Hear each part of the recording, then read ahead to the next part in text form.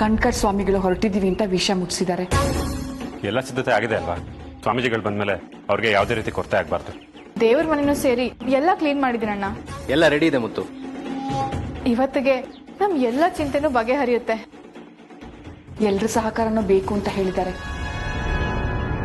ನಮ್ಮಿಂದ ಯಾವ ತೊಂದರೆನೂ ಆಗಲ್ಲಮ್ಮ. ಆದ್ರೆ ನನಗೆ ಬೆಳ್ಳಿದೆ ಚಿಂತೆ. ಹೌದು, ಬೆಳ್ಳಿಯಲ್ಲಿ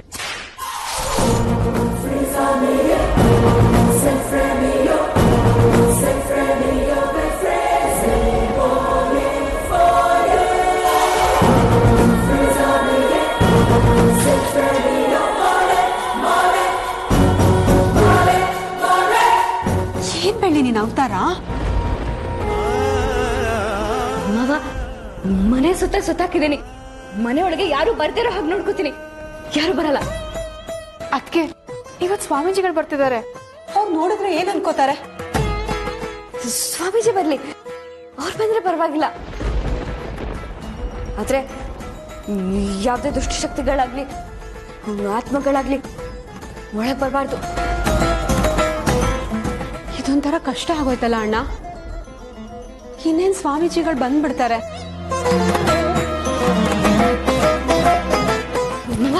ಮಾವ ಏನು ಯೋಚನೆ ಮಾಡ್ಬಿಡಿ ಮಾವ. ಮನೆಯೊಳಗೆ ಯಾವ ಶಕ್ತಿನೂ ಬರ್ತಾರೋ ಹಾಗೆ ನಾನು ನೋಡ್ಕೊಂಡ್ ಬರ್ತೀನಿ. ಇನ್ನೊಂದ್ಸರಿ ನೋಡ್ಕೊಂಡ್ ಬರ್ತೀನಿ. ಐಶು, ನೀನ್ ಬೆಳ್ಳಿ ಜೊತೆ ಇರು. ಸ್ವಾಮೀಜಿಗಳು ಬರ್ತಾರೆ, ಅವ್ರ ಜೊತೆ ಮಾತಾಡಿಸ್ಬೇಕು. ಅಲ್ಲಿ ತನಕ ಅವಳನ್ನ ಹುಷಾರಾಗಿ ನೋಡ್ಕೊ. ಸರಿ ಅಮ್ಮ.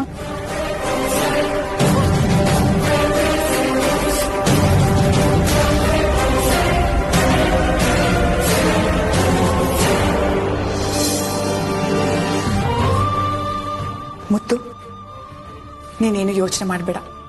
ಸ್ವಾಮೀಜಿಗಳು ಭರವಸೆ ಕೊಟ್ಟಿದ್ದಾರೆ. ಮಾಯನ ಆತ್ಮ ಏನು ತೊಂದರೆ ಕೊಡದೆ ಇರೋ ಹಾಗೆ ನಾನು ನೋಡ್ಕೋತೀನಿ. ಬೆಳ್ಳಿ ಮೊದ್ಲಿನ ಹಾಗೆ ಆಗೇ ಆಗ್ತಾಳೆ ಅಂತ. ಅಮ್ಮ, ಸ್ವಾಮೀಜಿ ಬಂದ್ರು ಅನ್ಸತ್ತೆ. ಷಣ್ಮುಗ, ಹೋಗಿ ಕರ್ಕೊಂಡು ಬಾ. ಸರಿ ಮುತ್ತು.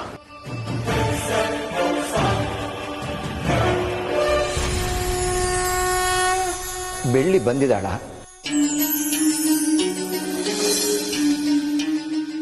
ಸ್ವಾಮಿ ಆಶೀರ್ವಾದ ಮಾಡಿ. ದೀರ್ಘ ಸುಮಂಗಲಿ ಭವ.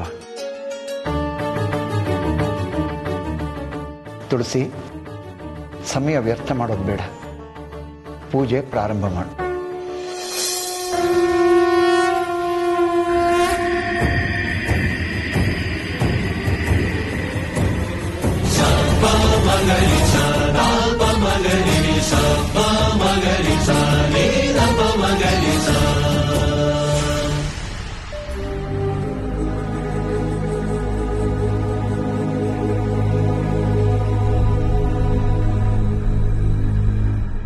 ಭಯ ಪಡಬೇಡ ಬೆಳ್ಳಿ.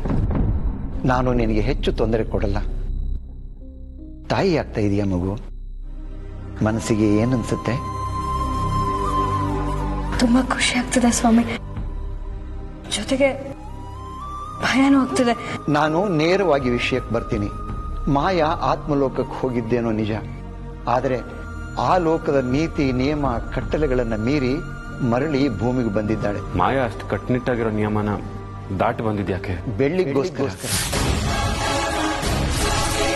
ಹೇಗಾದರೂ ಮಾಡಿ ನಿಮ್ಮ ಮಗುವನ್ನು ಕುಂದೇ ತೀರಬೇಕು ಅನ್ನೋ ಹುಚ್ಚು ಹಠಕ್ಕೋಸ್ಕರ.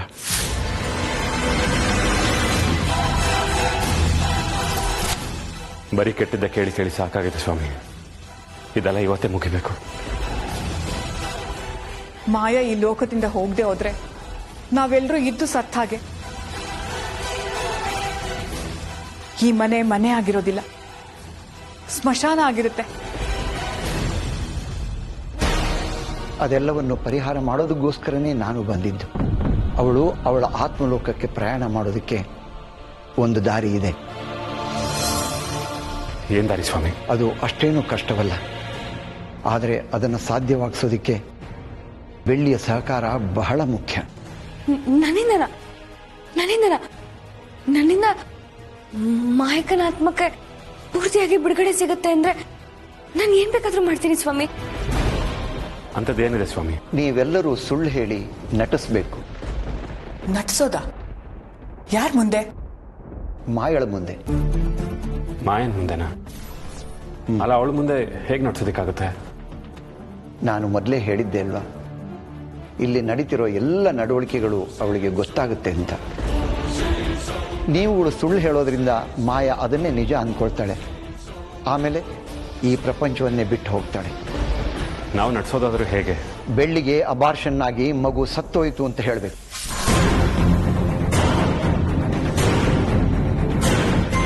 ಪ್ರತಿದಿನ ಪ್ರತಿ ಕ್ಷಣ ಬೆಳ್ಳಿ ತಾಯಿಯಾಗೋದಿಲ್ಲ, ಅವಳು ಬಂಜೆ ಆಗ್ತಾಳೆ ಅಂತ ಒತ್ತಿ ಒತ್ತಿ ಹೇಳಬೇಕು.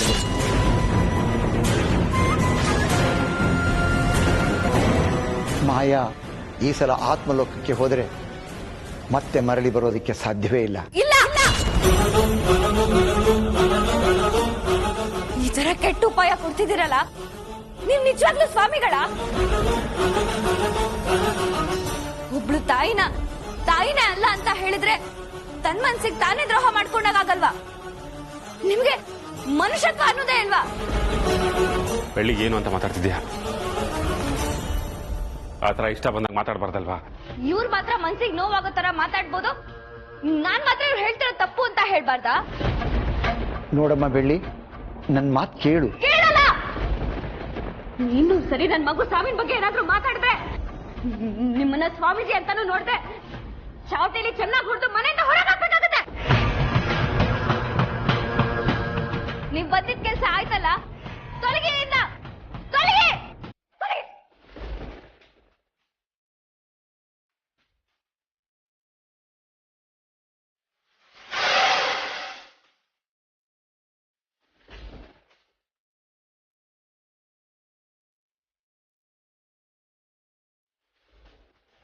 ಗುರುಗಳೇ, ನೀವು ಬೆಳ್ಳಿ ಆಡಿದ ಮಾತಿಗೆ ಬೇಜಾರಾಗ್ಬಿಡಿ. ಮಾತುಕತೆ ಥರ ಇದ್ರು ಮನಸ್ಸು ಬೆಣ್ಣೆ ಥರ, ಅವಳಲ್ಲಿ ಕಲ್ಮಶ ಇಲ್ಲ. ದಯವಿಟ್ಟು ಎಲ್ಲೂ ಹೋಗ್ಬೇಡಿ. ನಾನು ಮುತ್ತು ಹೋಗಿ ಅವಳನ್ನು ಸಮಾಧಾನ ಮಾಡಿ ಕರ್ಕೊಂಡು ಬರ್ತೀವಿ.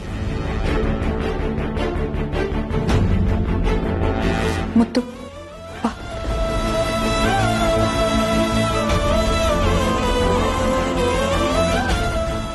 ನನ್ ಮಗು ಸತ್ತೋಗಿದ್ಯಾ? ನನ್ ಮಗು ಸತ್ತೋಗಿದ್ಯಾ?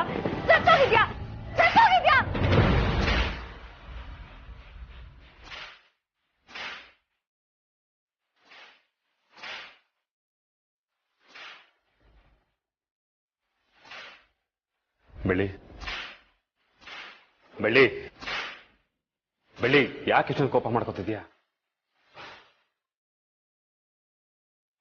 ನನ್ ಮಗು ಸತ್ತೋಗಿದೆ ಅಂತ ನಾನ್ ಹೇಳ್ಬೇಕಾ?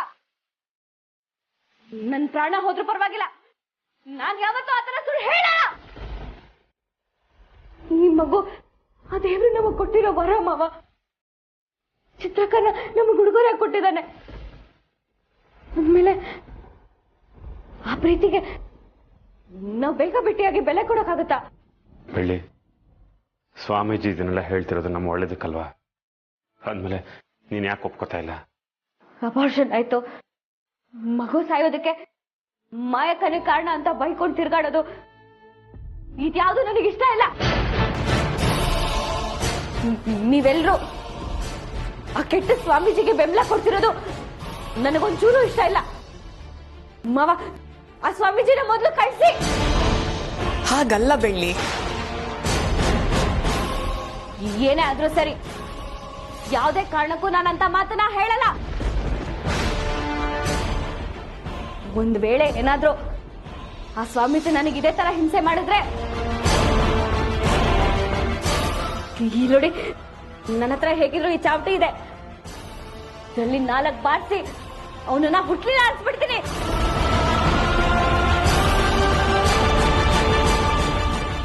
ನಾನು ಇಲ್ಲಿಂದ ಎಲ್ಗೂ ಬರಲ್ಲ. ಹೊರಟೋಗಿ ಹೊರಟೋಗಿ ಹೊರಟೋಗಿ.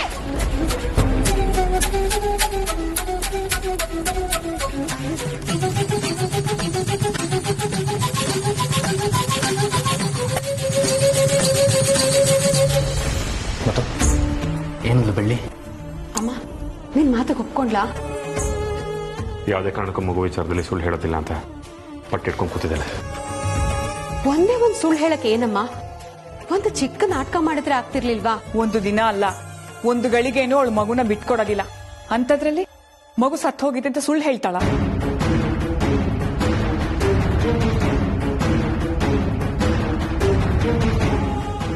ತಾಯಿಗೆ ಮಗುನೇ ಪ್ರಪಂಚ. ಮಗು ಹುಟ್ಟಕ್ ಮೊದಲಾಗ್ಲಿ ಹುಟ್ಟದ ಮೇಲಾಗ್ಲಿ ಎಲ್ಲ ಜವಾಬ್ದಾರಿನೂ ತಾಯಿದೆ. ತನ್ನ ರಕ್ತನೆಲ್ಲ ಬಸ್ದು ಮಗುನ ಹೇರ್ತಾಳೆ. ಜೀವಂತವಾಗಿರ್ಬೇಕಾದ್ರೆ ಮಗು ತೀರ್ ಹೋಗಿದೆ ಅಂತ ಹೇಗೆ ಹೇಳಕ್ಕಾಗತ್ತೆ? ಈ ರೀತಿ ಸುಳ್ಳು ಹೇಳದೆ ವಿಧಿಯೇ ಇಲ್ಲ. ಭಗವದ್ಗೀತೆಯ ಪ್ರಕಾರ ನ್ಯಾಯ, ನೀತಿ, ಧರ್ಮ ಎಲ್ಲರೂ ಪಾಲಿಸಬೇಕು. ಸತ್ಯವನ್ನೇ ನುಡಿಬೇಕು. ನಿಜ. ಆದರೆ ಒಂದು ಸುಳ್ಳು ಹೇಳೋದ್ರಿಂದ ಇನ್ನೊಬ್ಬರಿಗೆ ಒಳ್ಳೇದಾಗುತ್ತೆ ಅಂದರೆ ಸತ್ಯವನ್ನು ಮರೆಮಾಚಿ ಸುಳ್ಳು ಹೇಳೋದ್ರಿಂದ ಯಾವುದೇ ತಪ್ಪಿಲ್ಲ ಅಂತ ಶ್ರೀಕೃಷ್ಣ ಪರಮಾತ್ಮನೇ ಹೇಳಿದ್ದಾನೆ.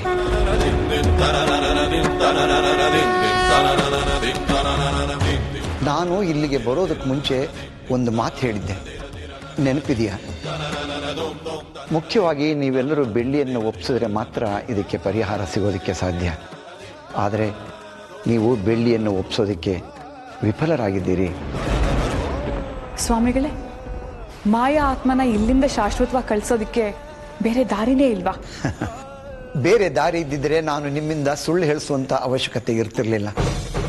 ಇಲ್ಲಿ ನಿಮ್ಮ ಒಗ್ಗಟ್ಟು ಗಟ್ಟಿಯಾಗಿರಬೇಕು. ಎಲ್ಲರ ಅಭಿಪ್ರಾಯಗಳು ಒಮ್ಮತದಿಂದ ಒಂದೇ ಆಗಿರಬೇಕು. ಗುರುಗಳೇ, ನನ್ನ ಬೆಳ್ಳಿ ಗಂಡನ ಥರ ನಾನು ನಾದ್ನಿ ಆಗ್ಬೇಕು.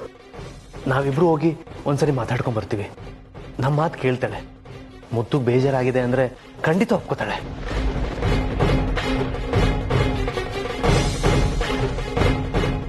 ಅಮ್ಮ ಮುತ್ತಣ್ಣ ಹೋದಾಗ್ಲೇ ಬೈದ್ ಕಳ್ಸಿದಾಳೆ. ಇನ್ ನೀವಿಬ್ರು ಹೋದ್ರೆ ನಿಮ್ ಮಾತು ಕೇಳ್ಬಿಡ್ತಾಳಾ? ಖಂಡಿತ ಇಲ್ಲ. ನೀವು ಹೋಗದೆ ಇರೋದೇ ಒಳ್ಳೇದು. ಒಂದು ಪ್ರಯತ್ನ ಮಾಡಲಿ. ಒಬ್ಬೊಬ್ಬರು ಪರಿಸ್ಥಿತಿಯನ್ನು ಅರ್ಥ ಮಾಡಿಸೋ ರೀತಿ ವಿಭಿನ್ನವಾಗಿರುತ್ತೆ. ಒಂದು ಕೆಲಸ ಮಾಡಿ, ನೀವಿಬ್ರು ಹೋಗಿ ಬೆಳ್ಳಿಗೆ ಇರೋ ಪರಿಸ್ಥಿತಿಯನ್ನು ತಿಳಿಸಿ. ಐಶು, ಒಂದು ನಿಮಿಷ. ನಮಗಿದ್ದ ಅವಧಿ 2 ಗಂಟೆ. ಅದರಲ್ಲಿ ಅರ್ಧ ಗಂಟೆ ಕಳೆದು ಹೋಗಿದೆ. ಇನ್ನು ಉಳಿದ 1.5 ಗಂಟೆ ಒಳಗೆ ನೀವು ಬೆಳ್ಳಿಯನ್ನು ಒಪ್ಪಿಸದೆ ಹೋದರೆ ನಾವು ಮಾಯಳನ್ನು ಕಳಿಸ್ಕೊಡೋದಕ್ಕೆ ತುಂಬ ಕಷ್ಟವಾಗುತ್ತೆ. ನೆನಪಿರಲಿ. ಖಂಡಿತ ಸ್ವಾಮಿ, ಪ್ರಯತ್ನ ಪಡ್ತೀವಿ. ನಿಮ್ಮ ಆಶೀರ್ವಾದ ಇರಲಿ. ಐಶು.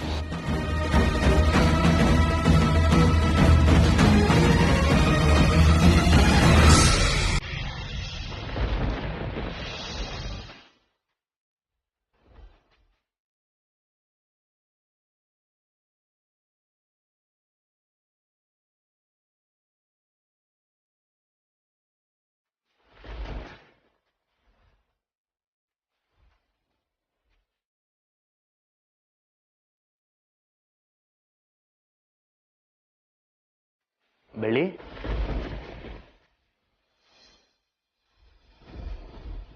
ಏನ್ ತಂಗವ್ವ ಇದು? ನೀನ್ ಹಿಂಗ್ ಸಿಟ್ ಮಾಡ್ಕೊಂಡು ಕೂತ್ಕೊಂಡ್ರೆ ಹೆಂಗ್ ಹೇಳು? ನೀವಿಬ್ರು ನನ್ನ ಮಾತನ್ನ ನಂಬ್ತೀರಾ ಅನ್ಕೊಂಡಿದ್ದೀರಿ. ಅದನ್ ಬಿಟ್ಟು ಒಂದೇ ಒಂದ್ ಸುಳ್ತಾನೆ ಹೇಳು ಅಂತ ಏನಾದ್ರೂ ಹೇಳೋದಕ್ ಬಂದಿದ್ರೆ ದಯವಿಟ್ಟು ಇಲ್ಲಿಂದ ಹೊರಟೋಗಿ. ಸುಳ್ಳು, ಒಂದೇ ಒಂದ್ ಸುಳ್ಳು, ಅದಕ್ಕೆ ಯಾಕೆ ಇಷ್ಟೊಂದು ಮಹತ್ವ ಕೊಡ್ತಿದ್ಯಾ ಬೆಳ್ಳಿ? ನಿಮ್ಮಲ್ಲಿರೋದು ಒಂದೇ ಹೃದಯ, ಒಂದೇ ಪ್ರಾಣ. ಆದ್ರೆ ನನ್ನ ಹತ್ರ ಇರೋದು 2 ಜೀವ. ಒಂದು ನನ್ನ ಪ್ರಾಣ, ಇನ್ನೊಂದು ನನ್ನ ಮಗು. ಹೋದ್ರೆ ಹೋಗ್ಲಿ ಅಂತ ಸುಮ್ಮನೆ ಬಿಟ್ಬಿಡಕ್ಕಾಗತ್ತಾ? ಹುಟ್ಟಿರೋ ನನ್ನ ಮಗುಗೆ ಬೆಲೆನೇ ಕೊಡದೇ ಇರೋ ಹಾಗಾಗತ್ತೆ. ಯಾವುದೇ ಕಾರಣಕ್ಕೂ ನನ್ನ ಮಗು ಸತ್ತೋಗಿದೆ ಅಂತ ನಾನು ಸುಳ್ಳು ಹೇಳಲ್ಲ. ನನಗೆ ಬಲವಂತ ಮಾಡ್ಬೇಡಿ. ಹೊರಟೋಗಿ, ಹೊರಟೋಗಿ ಇಲ್ಲಿಂದ, ಹೊರಟೋಗಿ.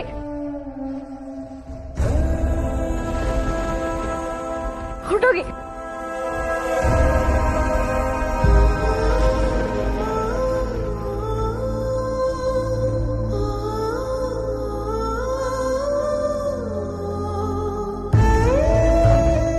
ಸ್ವಾಮಿಗಳೇ, ನಾವೆಷ್ಟಕ್ಕಾದ್ರೂ ಅಷ್ಟೇ. ಐಶು ಷಣ್ಮುಗ ಹೋಗಿರೋ ಕೆಲಸ ಖಂಡಿತವಾಗ್ಲೂ ಆಗಲ್ಲ. ನೀವು ಬೇರೆ ಯಾವ್ದಾದ್ರು ದಾರಿ ಇದ್ರೆ ಹೇಳಿ. ಇರೋ ವಿಷಯ ಹೇಳ್ದೆ ಅಮ್ಮ. ಅಲ್ಲೋಡು, ಅವರಿಬ್ಬರೇ ಬರ್ತಿದ್ದಾರೆ. ಷಣ್ಮುಗ ಮಾತಾಡ್ದ? ಏನಂದು ಬಿಡ್ಲಿ? ಐಶು, ಏನಾಯ್ತು? ಏನಾದ್ರೂ ಮಾತಾಡು. ಇವ್ರಿಬ್ರು ಮುಖ ನೋಡಿದ್ರೆ ಗೊತ್ತಾಗ್ತಿಲ್ವಾ ಅಮ್ಮ? ಇವ್ರು ಹೋಗಿರೋ ಕೆಲಸ ಆಗಿಲ್ಲ.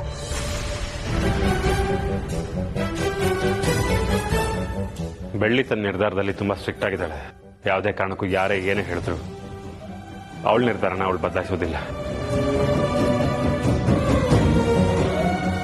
ಅವಳೇ ಖುದ್ದಾಗಿ ಯಾವಾಗ ತಾನು ಮಗುವಿನ ವಿಚಾರವಾಗಿ ಸಹಾಯ ಮಾಡ್ತೀನಿ, ನನಗೆ ಅಬಾರ್ಷನ್ ಆಗಿ ನನ್ನ ಮಗು ಸತ್ತು ಹೋಗಿದೆ ಅಂತ ಸುಳ್ಳು ಹೇಳೋದಕ್ಕೆ ನಾನು ಒಪ್ಪಿದ್ದೀನಿ ಅಂತ ಹೇಳ್ತಾಳೋ, ಆಗ ತಕ್ಷಣ ನನಗೆ ವಿಷಯ ತಿಳಿಸಿ, ನಾನು ತಕ್ಷಣ ಹೊರಟು ಬರ್ತೀನಿ. ಮತ್ತೆ ಇವಾಗ ಸ್ವಾಮಿ ನಾನಿನ್ನು ಹೊರಡ್ತೀನಿ. ನೀವೆಲ್ಲರೂ ಮಾನಸಿಕವಾಗಿ ಬೆಳ್ಳಿಗೆ ಬೆಂಬಲ ಕೊಡಿ, ಸಹಕಾರ ಮಾಡಿ.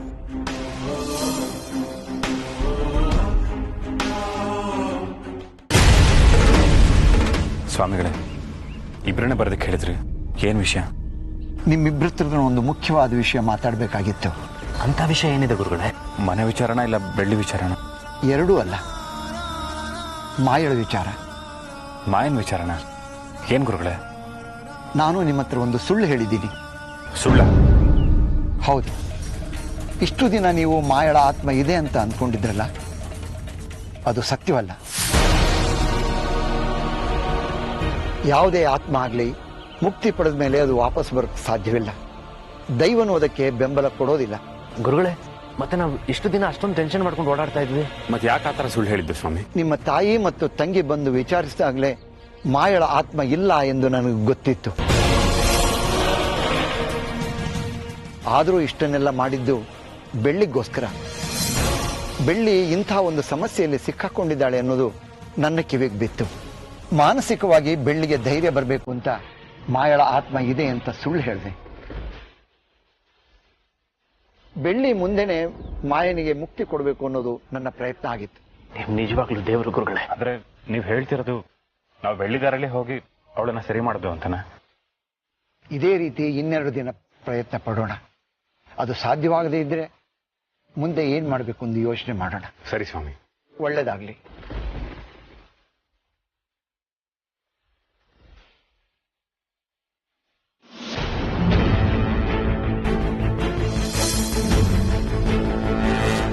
ಅದ್ಗೆ ಈಗ ನೀವ್ ಎಲ್ರ ಮೇಲೆ ಕೋಪ ಮಾಡ್ಕೊಂಡು ಏನು ಪ್ರಯೋಜನ ಇಲ್ಲ. ಈಗ ನಿಮ್ ಸುಳ್ಳು ಹೇಳಿ ಅಂತ ಯಾರು ಒಪ್ಸೋಕ್ ಬರಲ್ಲ. ನೀವ್ ಆರಾಮಾಗಿರಿ.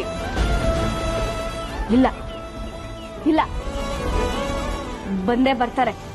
ನನ್ ಮಗು ಮೇಲೆ ಒಬ್ರಿಗಲ್ಲ 100 ಜನದ ಕಣ್ಬಿದ್ದಿದೆ. ಆ ಸ್ವಾಮೀಜಿ ಹೇಳ್ತಾರೆ ಒಂದೇ ಒಂದ್ ಸುಳ್ಳು ಹೇಳೋದ್ರಿಂದ ಎಲ್ಲ ಸರಿ ಹೋಗುತ್ತೆ ಅಂತ. ಇದನ್ ಯಾರಾದ್ರೂ ನಂಬೋ ಅಂತ ಮಾತಾ? ಅಲ್ಲ, ಆ ಸ್ವಾಮೀಜಿ ಹೇಳಿದ್ದನ್ನೆಲ್ಲ ಕೇಳೋದಕ್ಕೆ ಆತ್ಮಗಳೇನ್ ಚಿಕ್ಕ ಮಕ್ಳ? ಈ ಕೆಟ್ಟ ಸ್ವಾಮೀಜಿಯಿಂದ ನನ್ ಮಗುಗೇನಾದ್ರೂ ಕೆಟ್ಟದಾದ್ರೆ ನಾನ್ ಮಾತ್ರ ಆ ಸ್ವಾಮೀಜಿನ ಸುಮ್ನೆ ಬಿಡಲ್ಲ ಐಶು. ನನಗೇನ್ ಅನಿಸ್ತಿದೆ ಅಂದ್ರೆ ಈ ಸ್ವಾಮೀಜಿನೂ ಮಾಯಕನೇ ಕಳ್ಸಿರ್ಬೇಕು.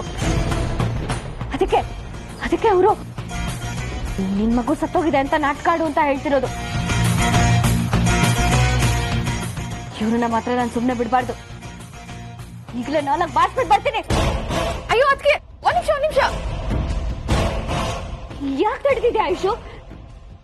ಇವ್ರನ್ನ ಸುಮ್ನೆ ಬಿಡ್ಬಾರ್ದು. ಅವ್ರು ಮತ್ತೆ ಮಗು ವಿಚಾರ ಕೇಳ್ದಿರೋ ಹಾಗೆ ನಾನ್ ನೋಡ್ಕೋತೀನಿ. ನನ್ನ ಸ್ವಾಮೀಜಿ ಬುದ್ಧಿ ಕಲಿಸ್ತೀನಿ. ಅದಕ್ಕೆ ಸ್ವಾಮೀಜಿ ಇಲ್ಲ, ಅದಕ್ಕೆ ಅವ್ರು ಆಗ್ಲೇ ಹೊರಟೋದ್ರ. ನೀವ್ ಸುಳ್ಳು ಹೇಳೋದಿಲ್ಲ ಅಂತ ಪಟ್ಟು ಹಿಡಿದ್ಮೇಲೆ ಮಾಯಿ ನೋಡ್ಸಕ್ ಬೇರೆ ದಾರಿ ಇಲ್ಲ, ಯೋಚನೆ ಮಾಡಿ ಹೇಳಿ ಅಂತ ಅವ್ರು ಹೇಳ್ಬಿಟ್ಟು ಹೋದ್ರು. ಅದಕ್ಕೆ ಯೋಚನೆ ಮಾಡಿ ಅಂತ ಹೇಳೋಗಿದ್ದಾರೆ ಅಂದ್ಮೇಲೆ ಸ್ವಾಮೀಜಿ ಮತ್ತೆ ಬರ್ತಾರೆ. ಅವ್ರು ಬರೋದಕ್ ಮುಂಚೆ ಅವ್ರು ಎಲ್ಲಿದ್ದಾರೆ ಅಂತ ಹುಡುಕ್ತೀನಿ. ಹುಡುಕ್ತೀನಿ.